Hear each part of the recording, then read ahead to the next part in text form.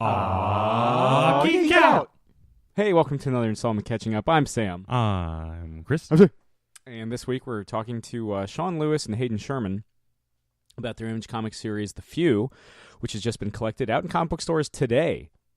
Or on Comixology if you're more digitally minded, man. But yeah, so they're here to talk about their post-apocalyptic miniseries, romp, if you will. And actually, you know what? Let's let them talk about it.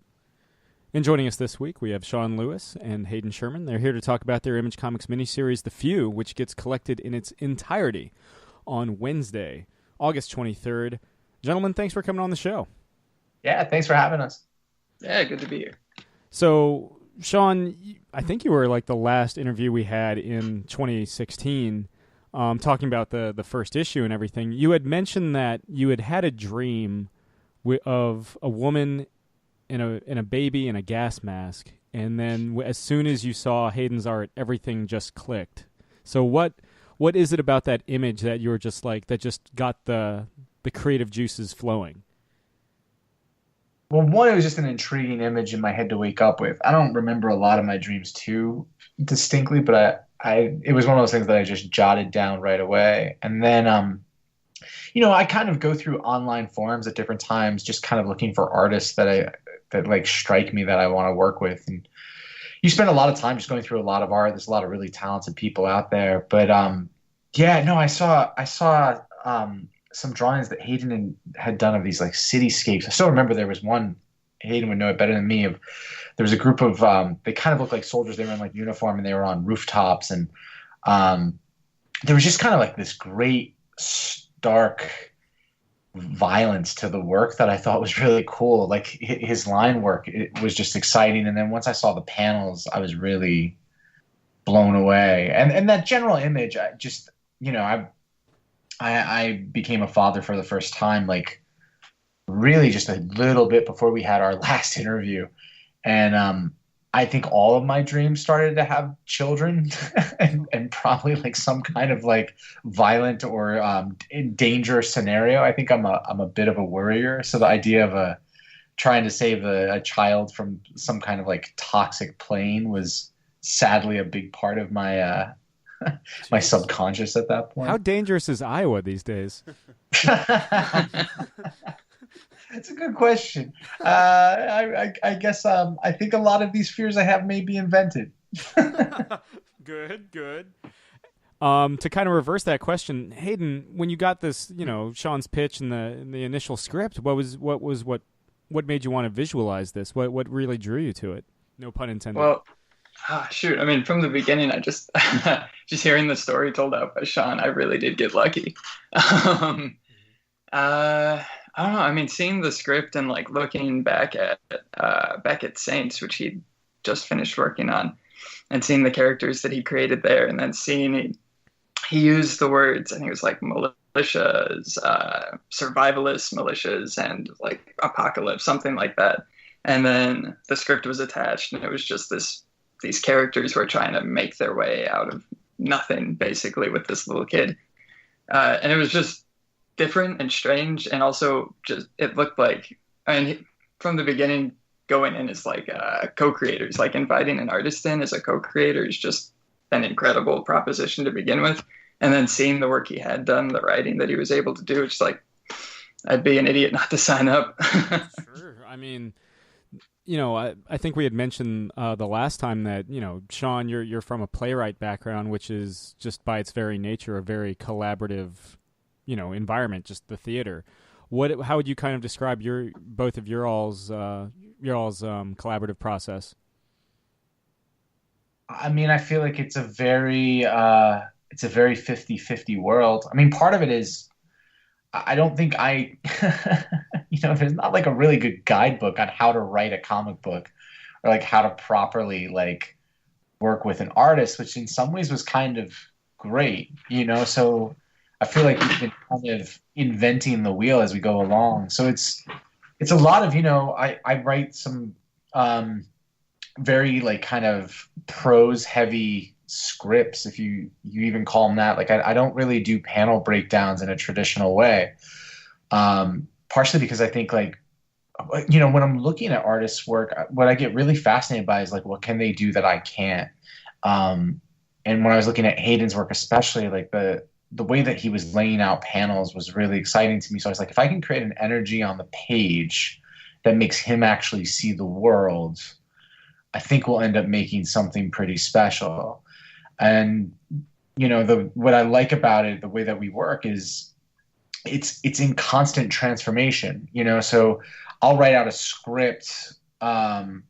It'll be very, like I said, very prose, very word heavy. Then I'll get back the panels from Hayden, and there'll be something that he's done or a portion of the script that's kind of hit him in a way that I didn't expect, that it's changed the pacing or the focus of it a little bit, which then makes me kind of react and change dialogue and narration to kind of match with the paneling. So like what I like about it is I feel like we're constantly, I don't know, in some ways I'm kind of competitive. So it's kind of like, here's my best shot. And then like I'll get it back from him and it's like, here's his best shot. And I'm like, oh man, I gotta really like raise my game now.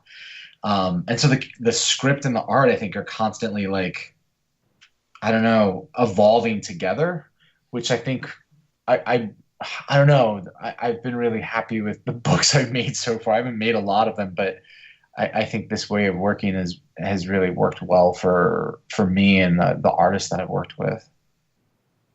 Actually, absolutely. If I can jump in on that, because it kind of harkens back to Marvel's style of working. It's like a little bit more fleshed out than Marvel style. I mean, Marvel style being like, here's a thing, this kind of happens, that happens, this happens, make a book. But like Sean's scripts are very, like he says, prose heavy, where it's this like description of events and then dialogue, description of events, dialogue, and it carries through so you know the whole story. But it does give a lot of room to give and take and play up areas. Like one sentence could turn into like 6 pages or something like that. That's a very free and liberating way to work, where you can come up with these really different ways of creating comics, which thankfully Image is okay with that. But and then seeing Sean come in after that and like vary it up all the more, it's just really wonderful way to work. Yeah. Well, I mean, especially, you're talking about kind of the unorthodox way behind this. I think, every issue, readers really are getting a bang for their buck here, because every single issue is like double sized, which lets you really kind of let those action set pieces breathe with like, the double page spreads and all, which you don't see much anymore. Yeah. You go ahead. Go ahead. Oh, actually, I was just gonna say it'd be great if they would bind them in those like prestige format kind of things, like Dark Knight, how it was like in the like square bound. Like that'd be fantastic. But yeah, I love longer page counts. Lots of fun. Yeah, I think I know both of us had talked, like Hayden and I had talked a couple of times early on, because when we were first breaking it down, figuring out like how long is it and how long, then all the business stuff gets into it of like, what's the solicit and are we within the solicit? And I think one of the smartest things we did is early on we were just like, I think we had a conversation where like, do you care if like every month it's just a really long book?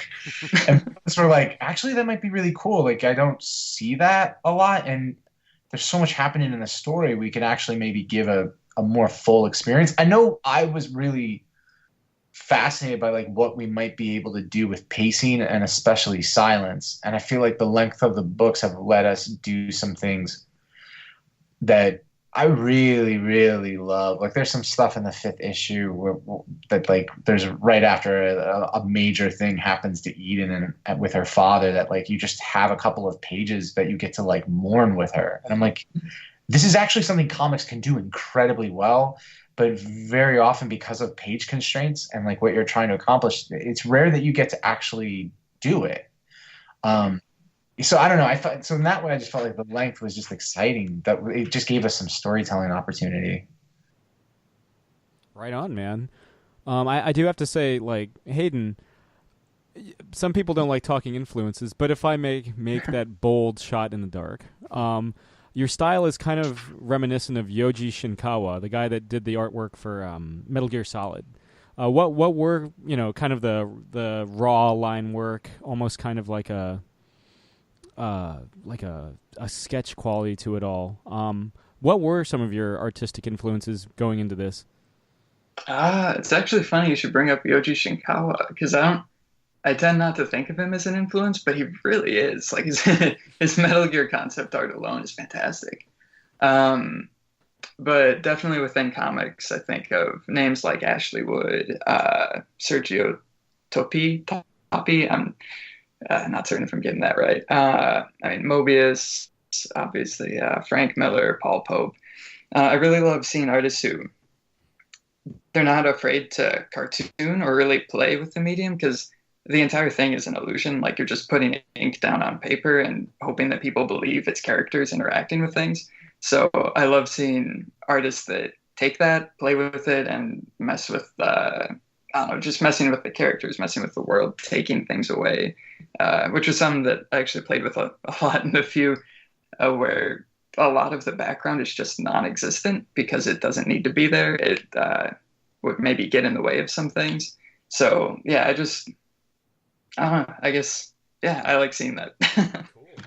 Yeah, that's something I saw on this book that I really enjoyed was like you guys, it's like kind of like a thing I kept saying out loud to myself was like, you guys aren't afraid to ... like throughout the book, like you're saying with like, the onomatopoeias, like one of my favorite things is like you have a panel where the entire thing is just bang, and you're not afraid to use the spaces and not use the spaces, just like the little thing of like the feet running in the woods with like crunch, crunch, crunch. And I do like as well, like the background, you said like sometimes you don't need to see it. Sometimes you do see it. I really like the way you guys played with space and sound in this book a lot. Thank you. I'm glad. Now, I think I mentioned this as much in the an interview in Image Plus coming out on Wednesday, August 30th, which you should probably check out. But the hunter-hunted metaphor or that kind of through line is a constant in all your published comic work so far, Sean, be it the Saints, be it the upcoming Coyotes, be it the Few. But more than that, there's a sense that there's a guilt. If there is any underlying themes in the Few, I would say it's guilt and redemption. And what was it that really wanted you to, especially with Hale or Eden Hale, that you wanted to kind of explore here? Well, definitely, I think that's a running theme in everything I do, including the playwriting. I think my Irish Catholicism has infected me deeply. So guilt is huge. Redemption is really huge. I grew up. I'm first generation Irish American, and conversations about like the IRA and like what made someone a terrorist and what made someone a freedom fighter and what made someone valuable and not valuable were like very weird dinner conversations that would happen at my house all the time. So like, that's a weird dinner conversation as a 6 or 7 year old kid to be sitting around. So I think like those types of gray areas are things that I get really fascinated with. I think I feel very lost in the world pretty often in the sense that I find so many people that I meet have such absolute ideas about things that they believe. And I find belief so kind of strange and weird and fluctuating that it's kind of dumbfounding to me when someone's like, this is what's absolutely right, or this is what's absolutely wrong. I feel like I often feel like an alien because I feel like in a lot of situations I'm looking at it going like, well, doesn't that depend on the context, or what if there's a gray area, or what if this has happened? That I think with the Few, I was really interested in that with Eden specifically. What happens if you're a character who believes a dogma that they've been raised with so completely that you're put into a situation where the only way that you can survive is that everyone that you've been told is horrible or evil are suddenly the only ones that are willing to help you. I think that was the thing that just kept driving me. I think issue by issue, that was the main question that for myself I was interested in exploring. And it kind of, I mean, if I may speculate, Hayden, or not Hayden, I'm just Eden. Damn it. I'm inserting you into this narrative. Eden finds her purpose, finds her way through a kid. You mentioned that the last time you were on the show, you had just become a father for the first time. So there's a lot of finding your way through fathering, or I guess she's a mom, a surrogate mother, being a parent to a future generation. Well, yeah, like how are you going to process the world for this person? Like I spend so much of my time with my son thinking about like when he's of age, or even it starts with me going like, when he's of age, how will I talk to him about this? And then I'm like, whoa, he's here now. Like, how am I going to talk to him about this now?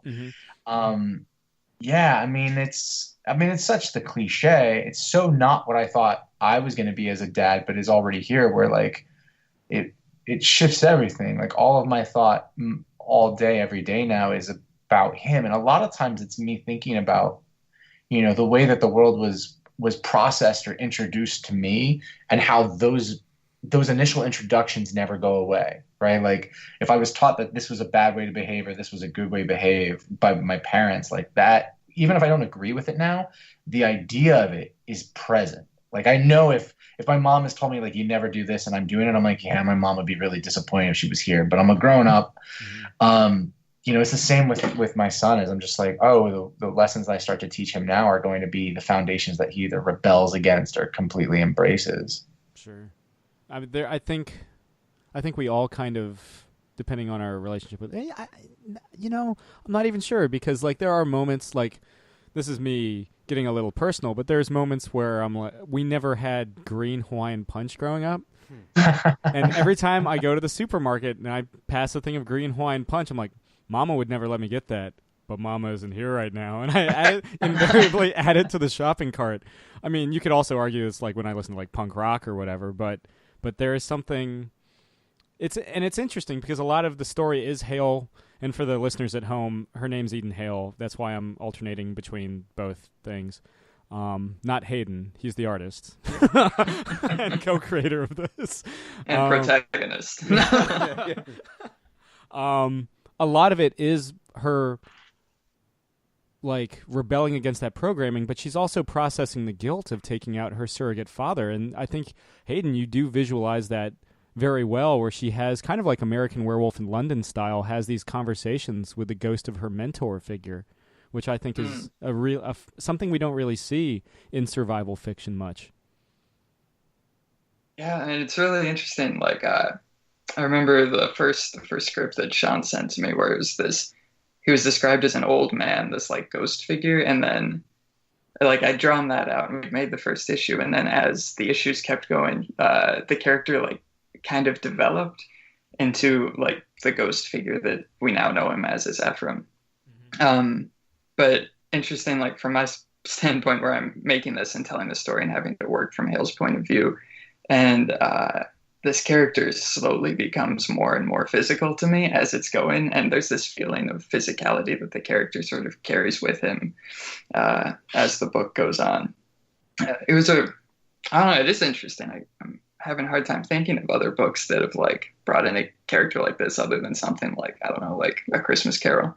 But no, it's really cool though, and it works in a really interesting way to visualize the sort of inner torment that she goes through, and finally when she's able to maybe get a little bit of peace too.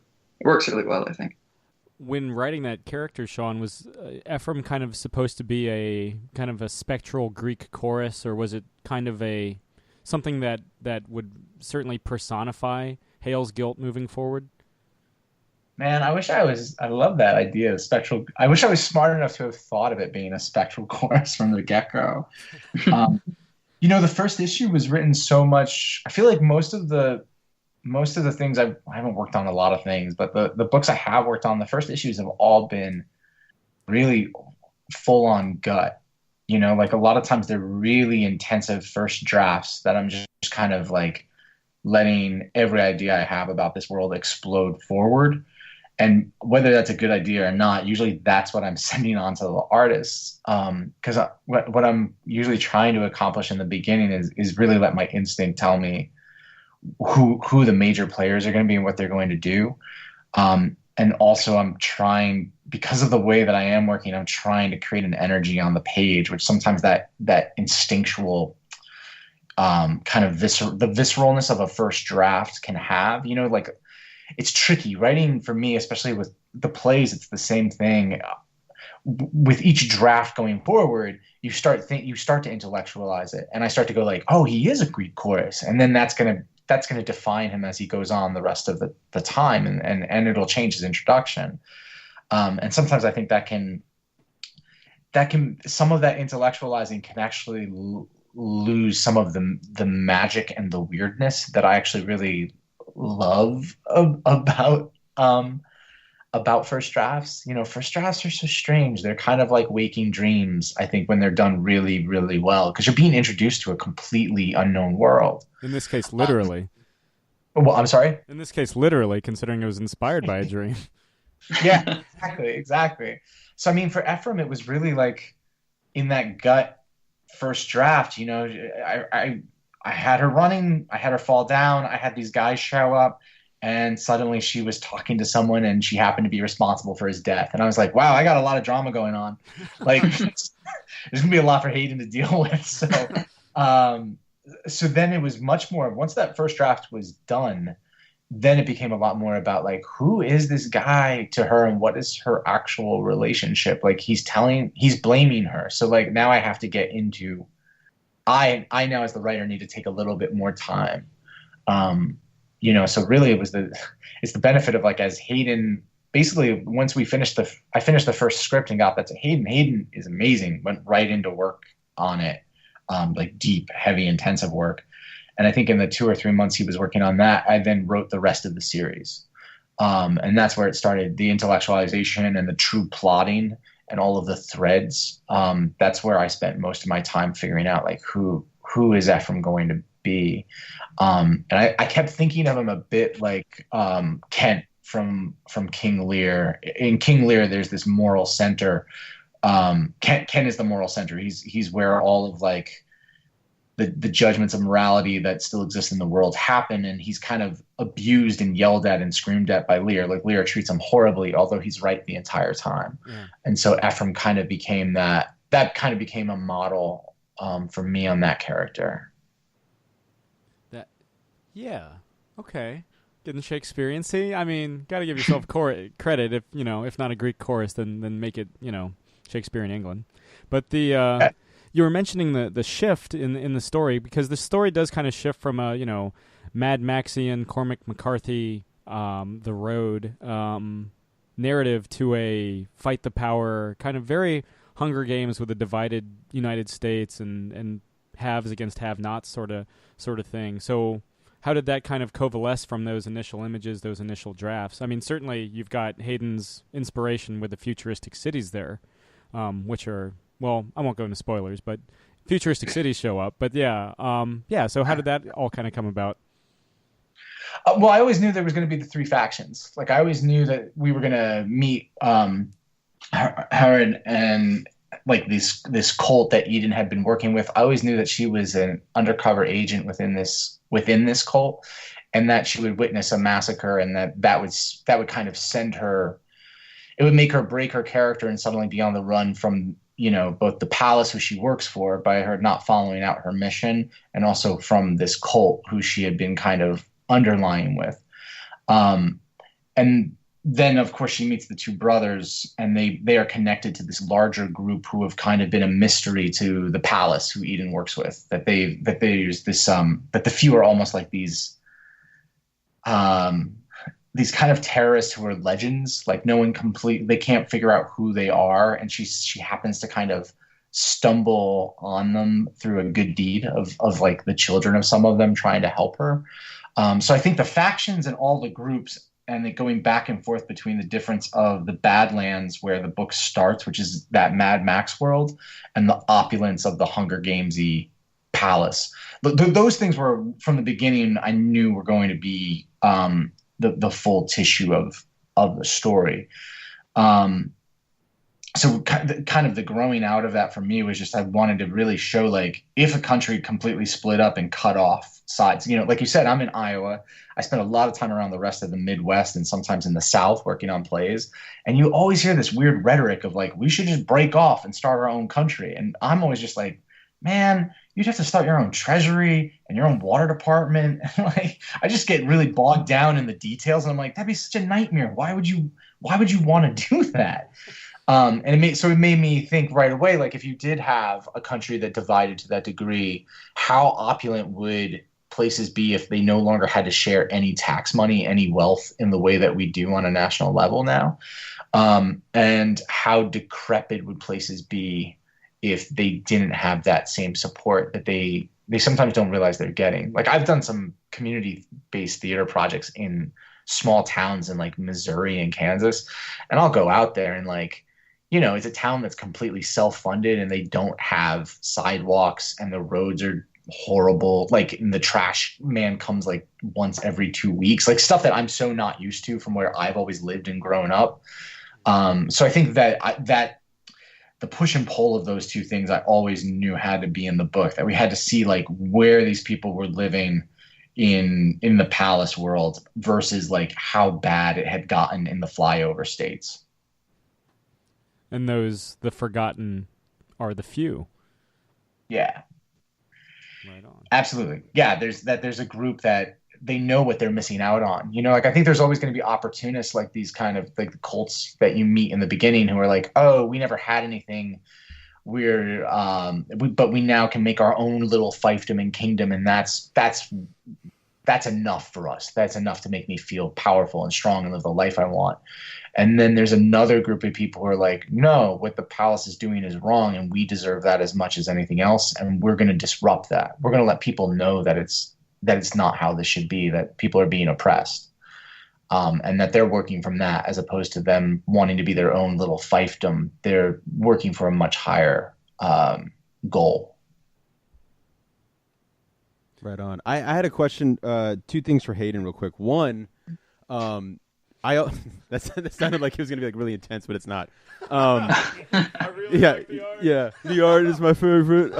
No, I'm always fascinated by artists and just the process and everything. So I always try to go on like their Twitter before we interview and just like look through, because it's cool, because a lot of times artists will, you guys will post stuff that you just like drawing like in your free time or whatever.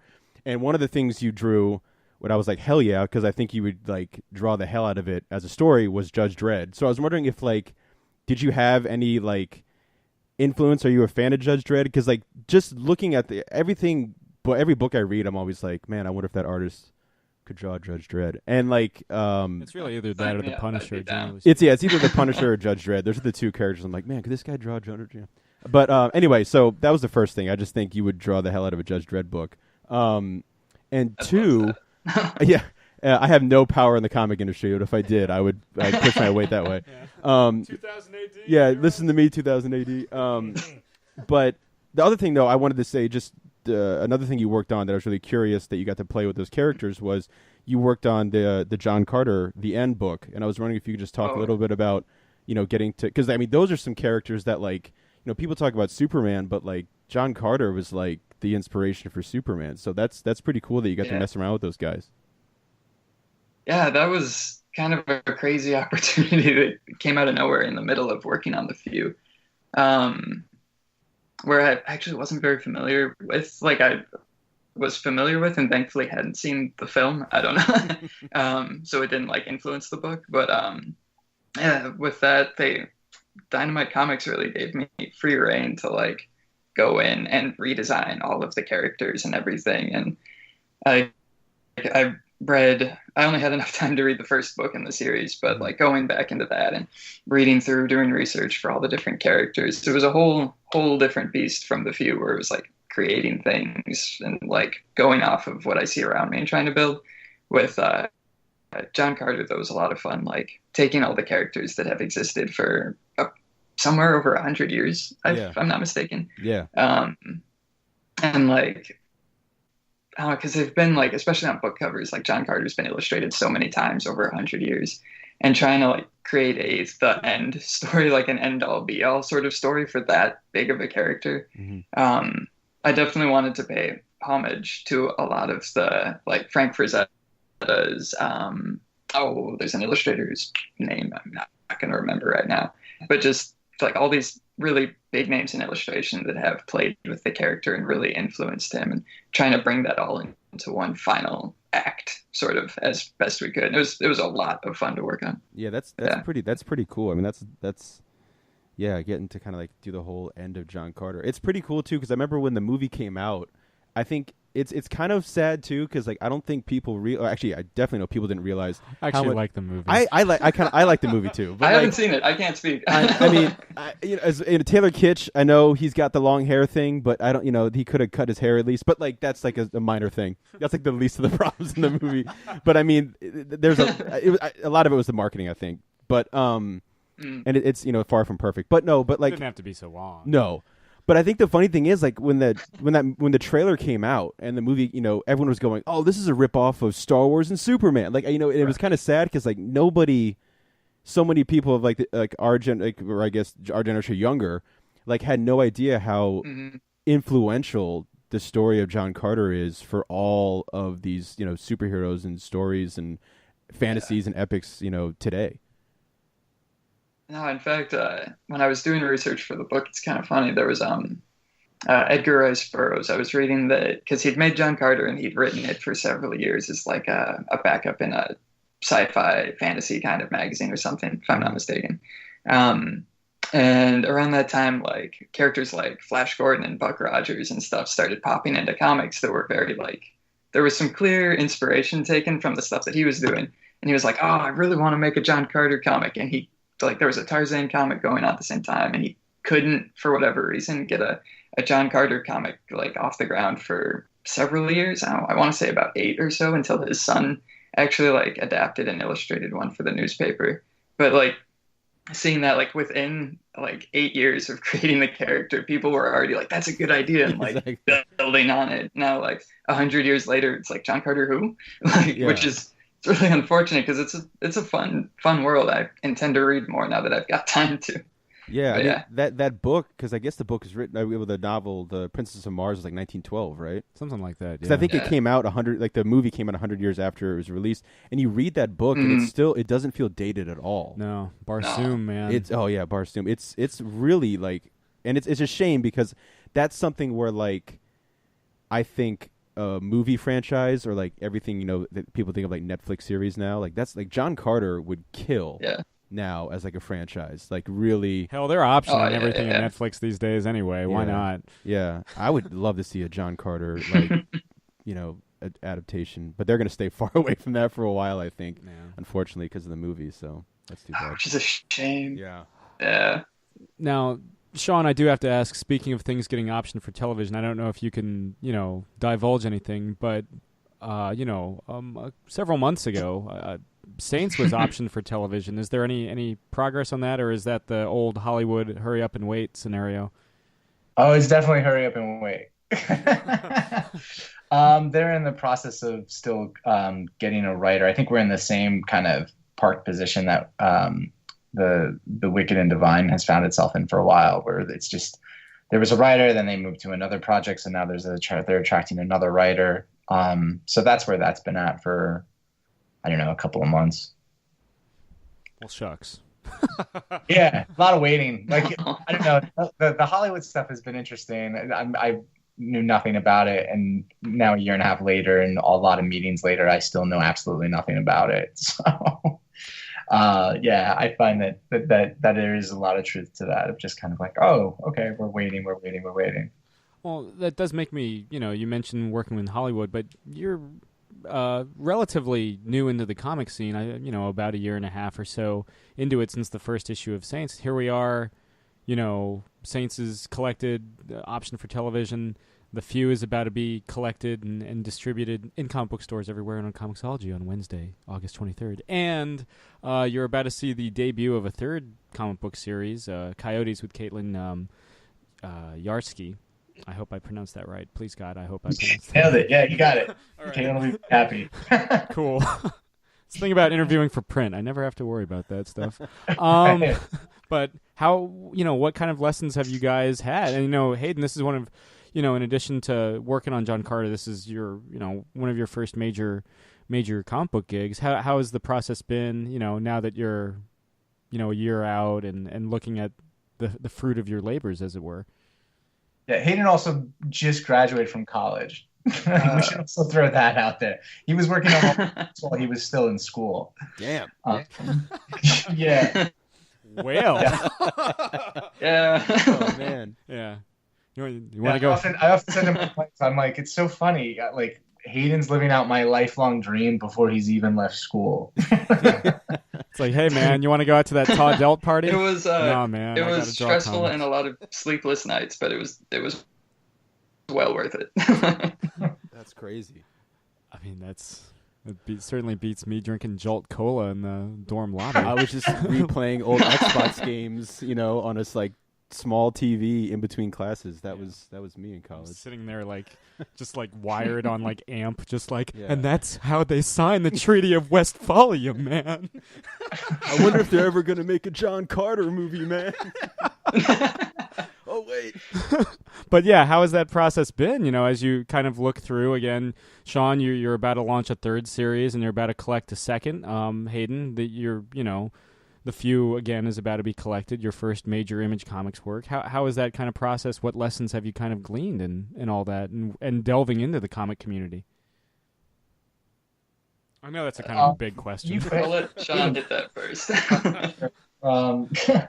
Well, I mean, I've been so absurdly lucky. I mean, being able to do both the books at Image, who I grew up reading and who give so much leeway to the creation itself, and then so much support to the product afterwards. It's insane, honestly.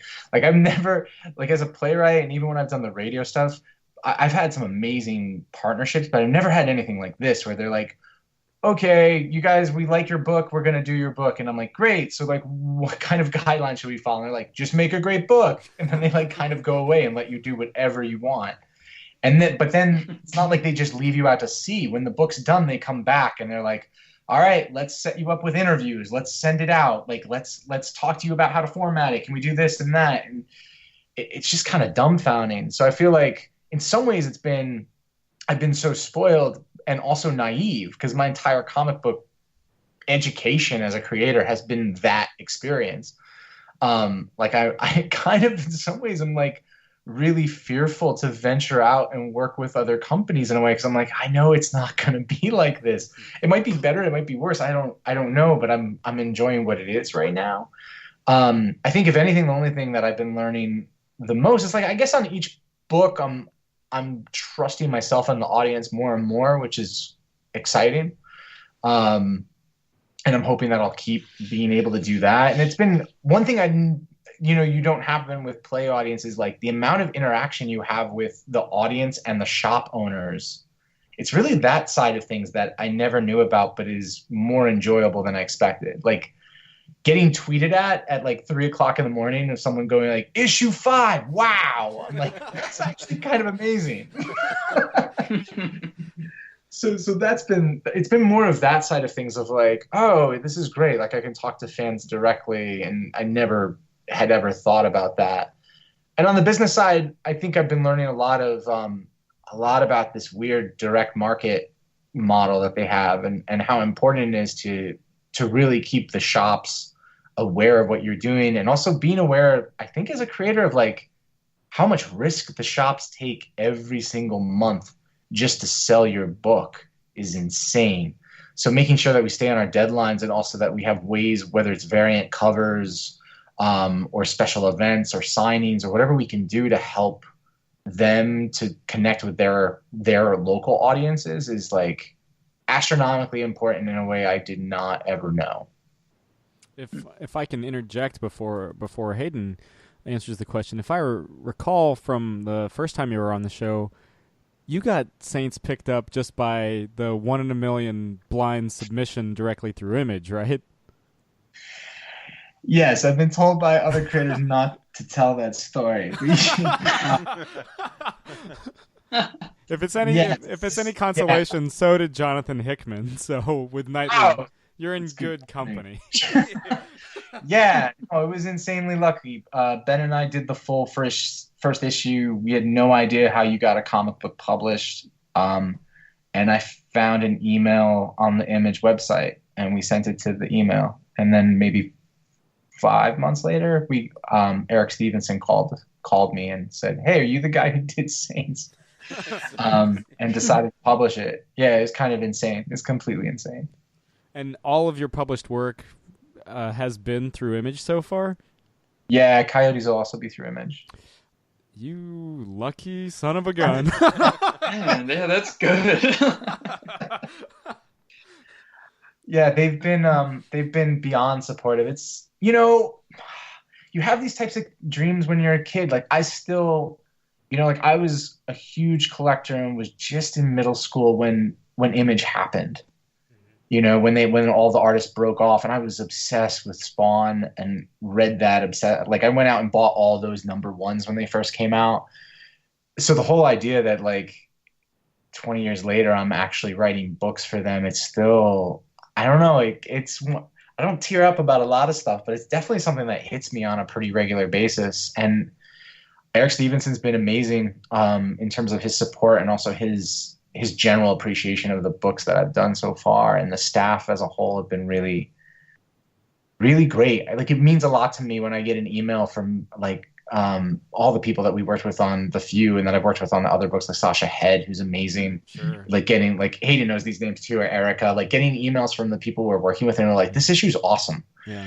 I don't know, man. That means a lot. It still means as much to me as anything else that's happening is when the people at that company, take the time to, I know how many books they've seen and that they're seeing. So I'm incredibly lucky, but I feel, I know I definitely am incredibly lucky, but it's still like a little kid's dream playing out. Yeah. I mean, they're all good people, yeah. Corey, Stang, Bria, Kat. They're all awesome. great. Boyson, Yeah. Boyson, all of them. Mm-hmm. But yeah, so Hayden, how has this experience been balancing this in the collegiate life?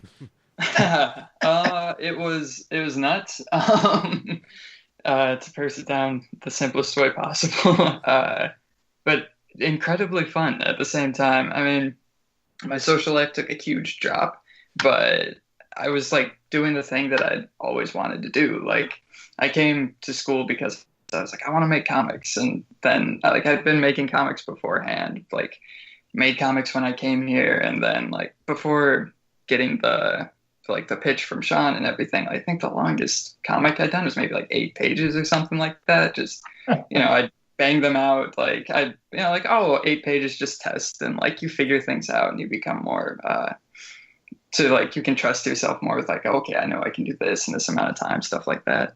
But, then like, I got that script, I laid it out and I was like, wow, I laid out a 44-page book. Crap. Like, really expecting 20, but it was something that I couldn't go back on. Like I just liked it too much. Like there was no way to shorten that.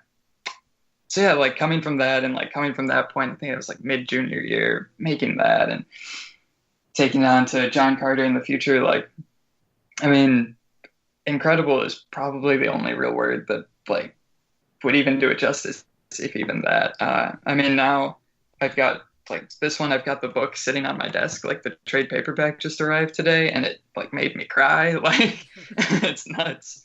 And John Carter, I think, comes out in September in trade. And I can't say anything exactly specific right now, but I've got like 3 books that I'm currently working on with like other companies, and like Sean and I are working on something. So like it's nuts. It's just, and it's a lot of fun, but it's nuts. Oh my God, yeah. Pretty sweet. Living the dream.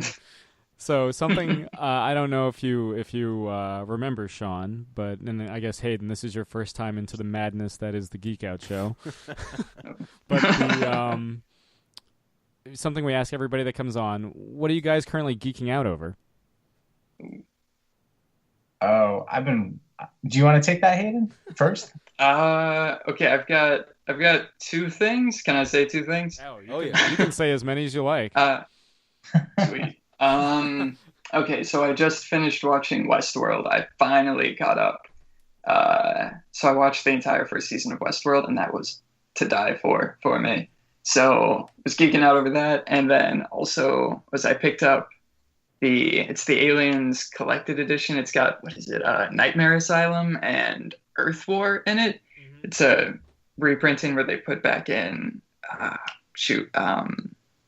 the main character, the Hicks, and I'm gonna forget the other character's name off the top of my head. Ripley? But no, it wasn't Ripley. It's little Newt. Oh, they come at night mostly.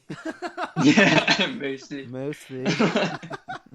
But I just finally got to read Nightmare Asylum like the other night, and I was like, just fantastic book. So I've been geeking out on that for a little while. Since you invoked xenomorphs, I do have to ask, and Sean, if you have feelings about this, feel free to weigh in. What did you think of Alien Covenant? Ooh, okay. Personally, I really dug it, but it was weird. It was like plot twist at the end was a little bit like, I saw it coming, but it was like just weird enough to like get me. Yeah, I mean, I think it's a vast improvement over Prometheus. I do like that Ridley Scott leans more into the horror in that film. And plus you get like two times the Fassbender, which is always a winner. They fight and they flirt. Yeah, they even kiss. Yeah, I know. Yeah, spoilers for mild spoilers for Alien Covenant. Sean, what are you currently geeking out over? Charles Dutton doesn't fist fight an alien in this one. Nah. That doesn't happen this round. What have I been geeking out over? I just finished King City by Brandon Graham, which I'm way behind on.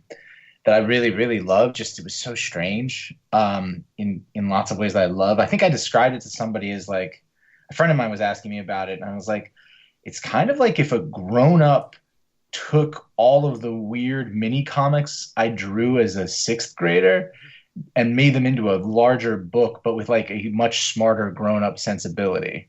Like there's zombies. There's like a war in North Korea against zombies, but they're only being fought with like chainsaws. Like it's very strange, like very strange. But then the soldiers are coming home and they all have PTSD and their bodies are turning into this drug called chalk, which I was like, yeah, as a sixth grader, I definitely was not advanced enough to be kind of thinking about that side of things. So I've been loving that. I'm also really, almost embarrassingly, I've never read Why the Last Man. And so I'm kind of voraciously tearing through each of those giant collections. Luckily, Vertigo put out mega collections of it. So those have been really huge. And then musically, I've been really obsessed with old mixtapes featuring Idea and Abilities out of Minneapolis that have just been I've been playing like nonstop while I've been working. If I remember correctly, you were a big punk rocker. Naked Ray Gun, Screeching Weasel, all that sort of thing. And I think the thing you were geeking out over, you were geeking out in the anticipation of seeing Green Room with your wife. Did that live up to expectation? That's funny. That is what I was geeking out about. Yeah, I love that guy. I love Jeremy Saulnier's movies. I did. I loved Green Room a lot. That's funny. That's what I talked about the last time.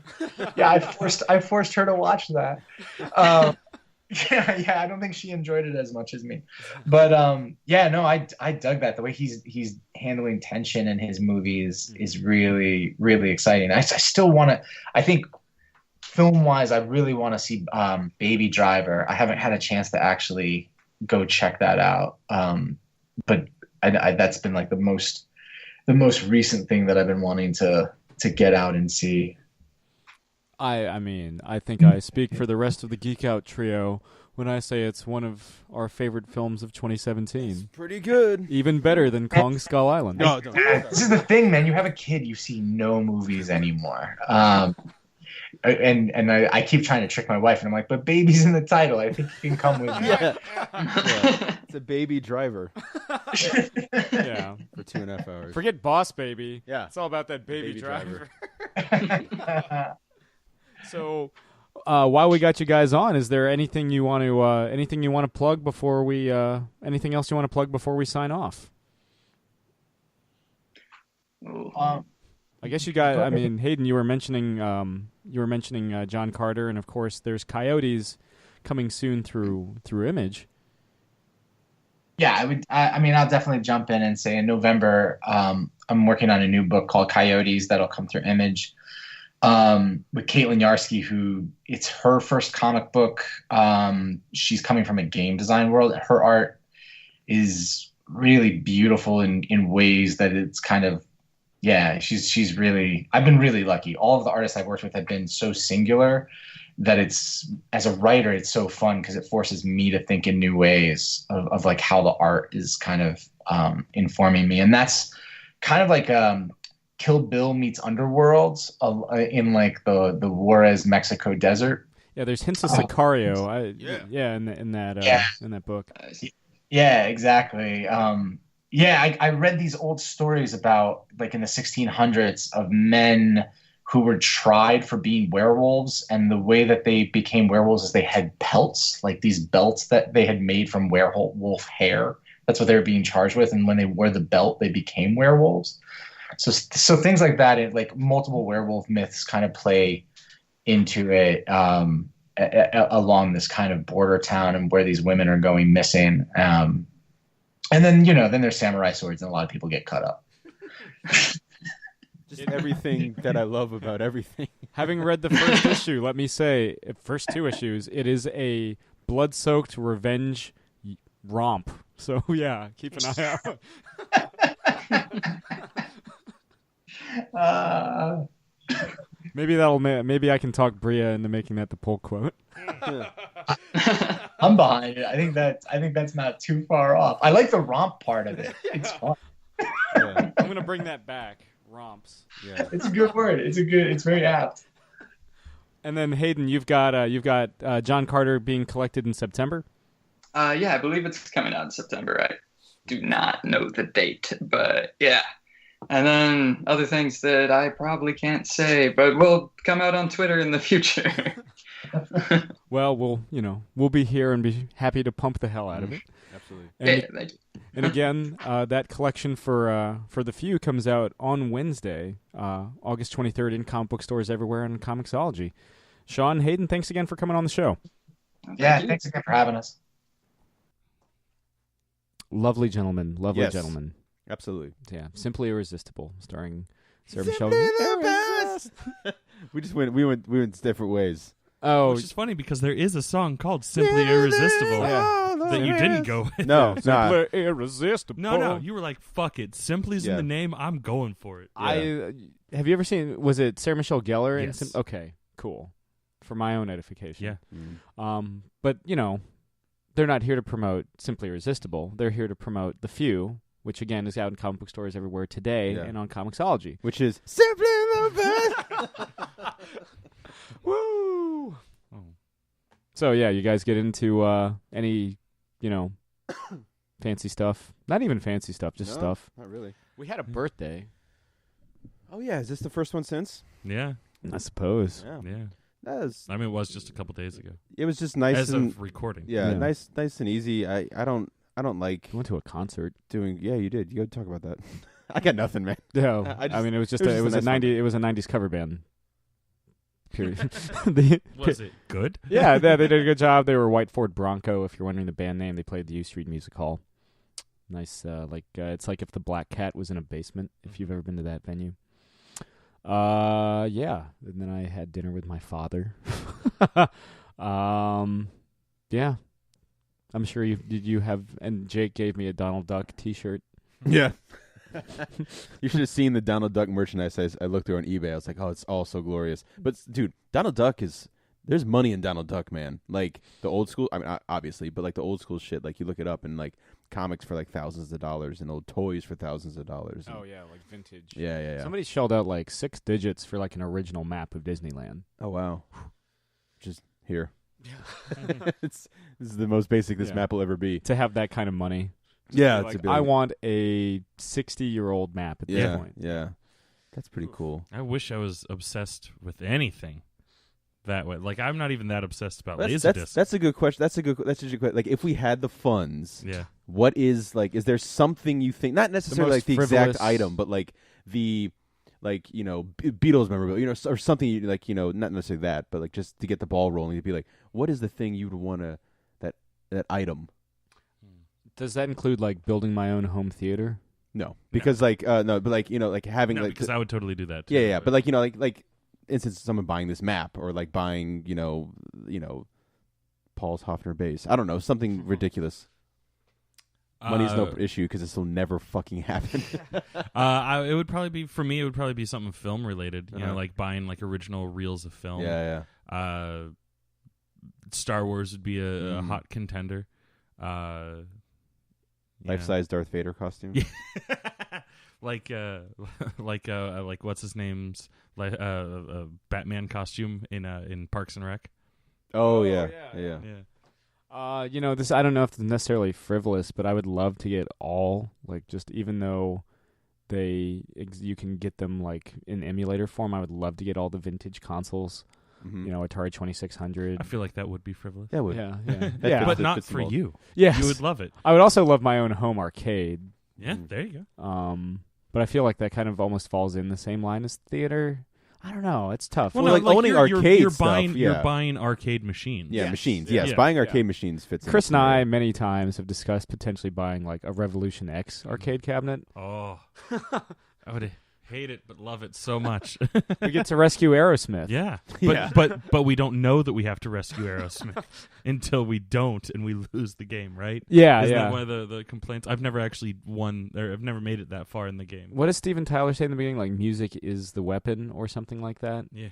Well, you are throwing CDs at people. Yeah, you're not technically shooting people with bullets anyway. No, but you're potentially cutting their heads off. Yeah, the Yellow Jacket Gang. It's weird, but they're also like corporate America. But yeah, but Aerosmith's on a corporate label and it's by a corporate video game company. yeah. So many weird Layers, Samuel. Layers. Yeah. Oh, Like an onion or a pie. I like pie. Yeah. Oh, I do like pie. Because then you have the surface layer, and then there's that underlying layer, but then the bottom layer is the exact same as the surface layer. Delicious. Yeah. Delicious. That wedding I was at in Seattle a couple weeks ago, in lieu of a wedding cake, they had a fine selection of local pies. Oh, that's cool. I had some Marionberry, Mm-hmm. and then I had the pie. Mm. And then Oh. yeah. That didn't make me look good at all, but that's the show. Strawberry rhubarb. I do love. We have an upcoming interview where I get called out a couple times so hard. Not the one you just heard, obviously, Yeah. but one we just recorded this week. That Oh, I will say, remember we did that whole thing about like different candies that we like and whatever, and we were the asking Amy about Reader episode. we were asking about Bunch of Crunch. Yeah. I saw a Bunch of Crunch in the wild. I took a picture. I meant to send it to you guys Oh. at Centerville Multiplex. Oh, yeah. Yeah. Bunch of Crunch is a 'Cause I remember staple of the movie theater. Well, I remember we were kind of like we all had like a moment where like, when was the last time we saw? Like, I did not remember seeing Bunch of Crunch recently because it's that's been around forever, and it's kind of like the new like the mini unwrapped Starburst and like the new age of British heavy metal. Yeah. But like, yeah, it's a Bunch of Crunch. I didn't get them. I should have, but I was like, oh shit. This you just mentioned movies. This has nothing to do with candy, but It's like we go off the it's rails. the show. Yeah. I really want to see Logan Lucky. Yeah. Yes. I think I don't know if it's a wide release. Like Tyson's is going to have it, but I saw that it's only a couple thousand theaters. It's not going to get a wide release. No. What the fuck? Yeah, but Tyson's is getting it. Oh, Yeah. well, And by the gosh. time you're listening to this, it's already out because it comes out this weekend. Tyson's got it. Also, speaking of that movie, Daniel Craig's officially signed on to be Bond. Lord knows we need him now more than Yes. ever. And again, of course, granted, he did say that this was it. We'll see. But like, you Yeah. know, at least get him one more time. Because I was like, I'm not ready for him to go.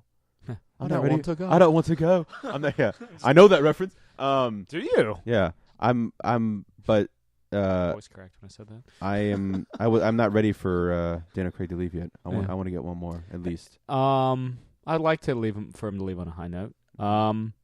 You started season 5 of Game of Thrones? No, I didn't start it yet. Before coming over here, I just finished season 4. So Season 5 has one of my favorite episodes in the entire series. really interesting. It's called Interesting. Hard Home. I'll have When to you look out see for it, that you'll one. know. Because everyone, 'cause 2 or 3 people I've talked to so far were like, season 5 sucks.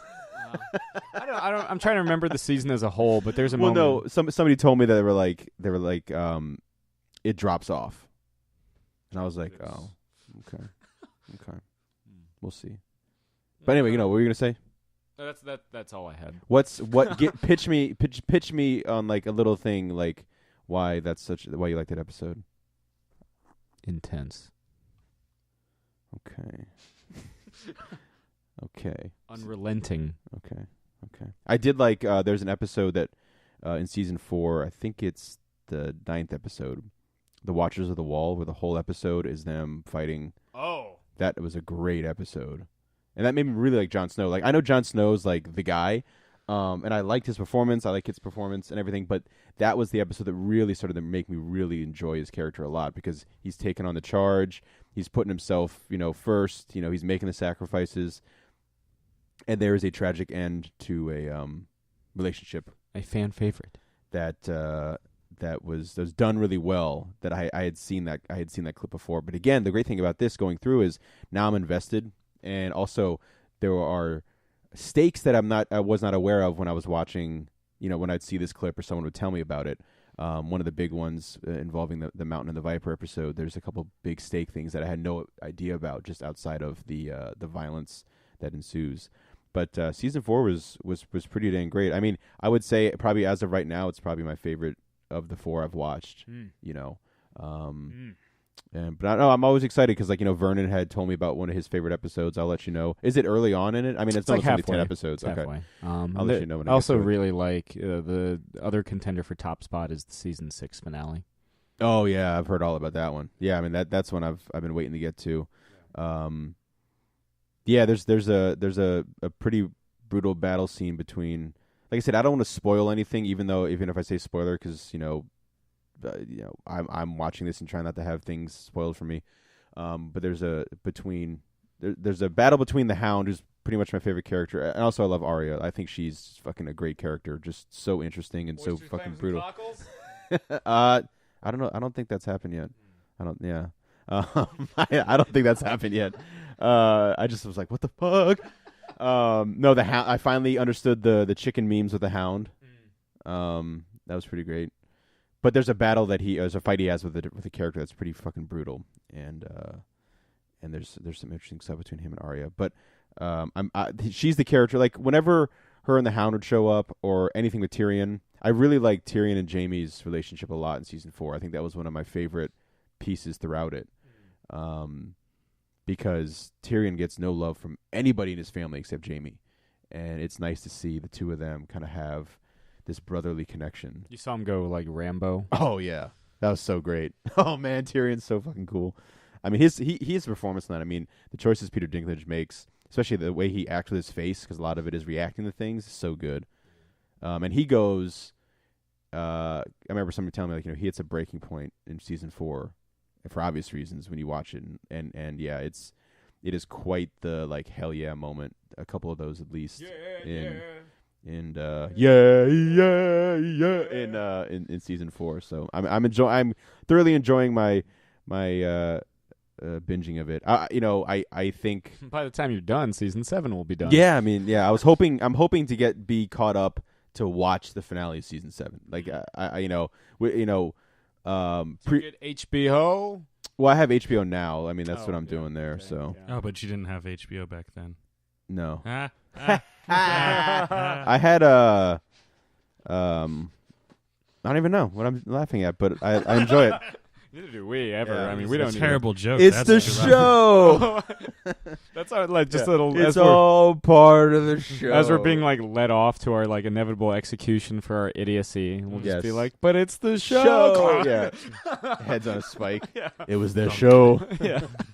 That was the Twas the show that killed the geeks. yeah. Yeah. Nice. Yeah, as Arya goes to sleep, the 3 names she Joker adds days. are Jake, Chris, and Sam before she can go to bed on her kill list. Yeah, our faces will be on the wall. Oof. There's a great moment. One of my favorite moments with her is one of my favorite moments of dialogue, and I will say spoiler, but I don't think it reveals anything. It's not a blah blah blah. But I'll say just in case, because I don't want to ruin it for anybody.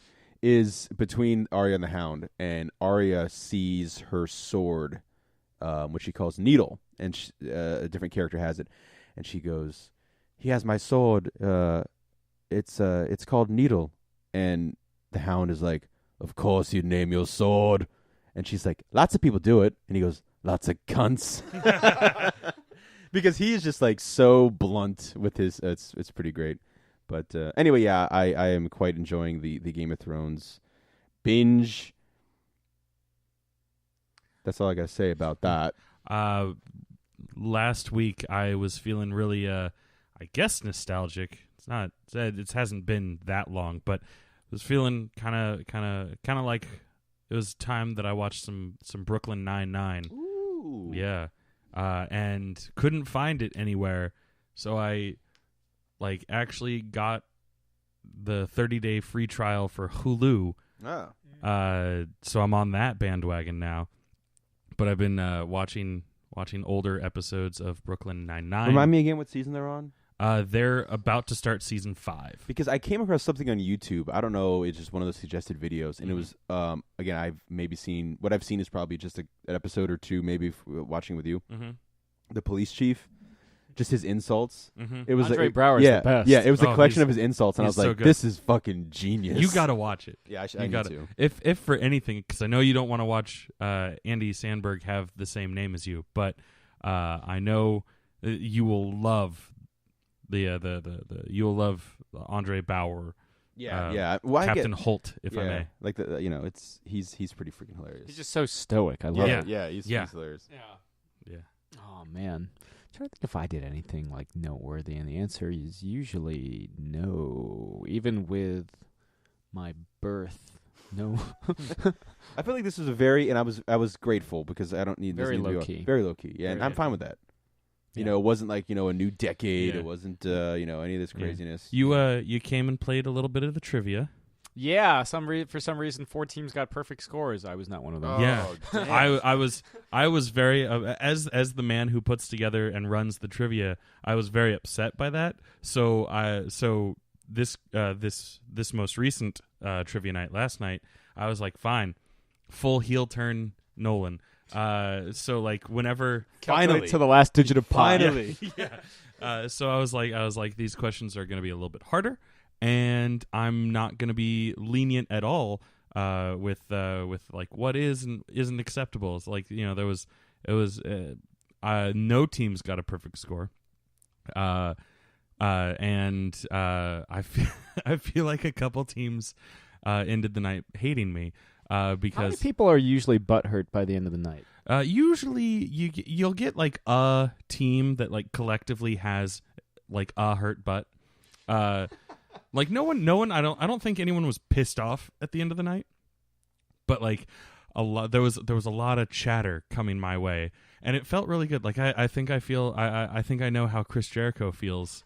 Like lots of nights when he's doing the wrestling, because I was like, yes, at least you're interacting, and yeah.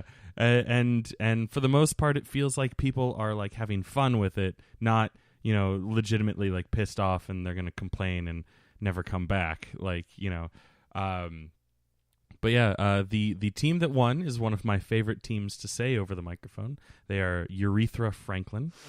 That puts Keanu Reeves to shame. Yeah. And then the Wesley Crushers was a tying team, and the Wesley Crushers always like to have like the Wesley Crushers sponsored by blah, and it was some reference to Game of Thrones that I didn't understand because I haven't watched in like 3 years, and it was something relatively recent. This weekend is quite a packed weekend for me, or for the listeners at home, last weekend. Or who knows, years ago weekend. But this is SummerSlam weekend for all you wrestling fans. And Friday night is an indie show. The Nova Pro Wrestling is back for a night of wrestling, and I'm going to be going to that. That's going to be fun. Saturday, on a whim, I've been feeling kind of crappy recently, so I was like, you know what, I'm going to treat myself to something special. I'm driving all the way up to New York where SummerSlam is happening in Brooklyn. I got ticket, because it's just me, I got a ticket to watch the NXT TakeOver, which happens the night before SummerSlam.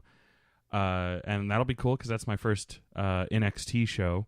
And it was a lot cheaper than going to the actual like SummerSlam pay-per-view, because they still have tickets for that available, but they were $200+.